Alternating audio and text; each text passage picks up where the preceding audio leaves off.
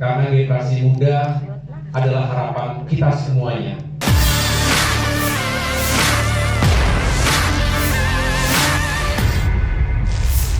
Biar tidak terlalu jauh rasanya dengan teman-teman sekalian. Boleh ya? Oke, ini udah, makasih. Jelas suara saya?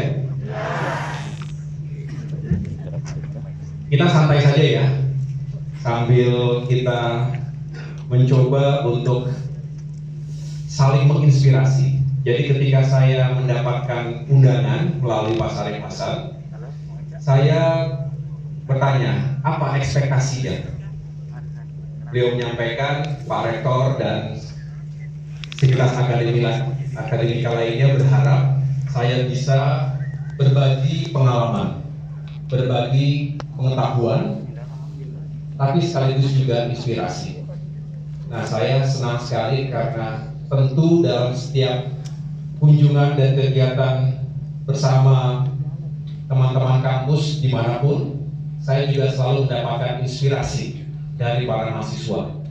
Karena generasi muda adalah harapan kita semuanya. Jadi kalau saya melihat wajah atau tatapan mata optimisme dari anak-anak muda Indonesia, terutama di Makassar ini, maka dengan sendirinya saya juga merasa tambah semangat, termotivasi, terinspirasi, dan insya Allah akan terus berjuang ke depan. Bahwa di dunia saat ini terus terjadi pergolakan, terjadi konflik, paling tidak ketegangan geopolitik.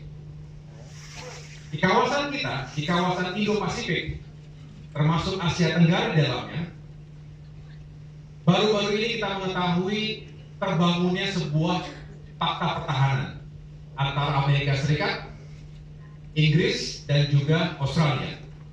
Mengapa mereka bangun fakta pertahanan bernama AUKUS ini? Karena mereka melihat ada potensi ketegangan bahkan konflik bersenjata dengan negara Tiongkok.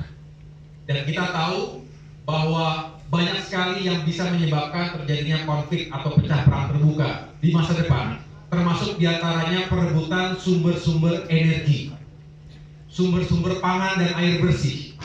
Dan ingat, Indonesia walaupun tidak ikut-ikutan dalam konflik seperti itu, walaupun mungkin kita juga tidak terlibat dalam konflik di Laut Cina Selatan, tetapi Indonesia juga memiliki sumber daya alam yang besar, termasuk sumber energi.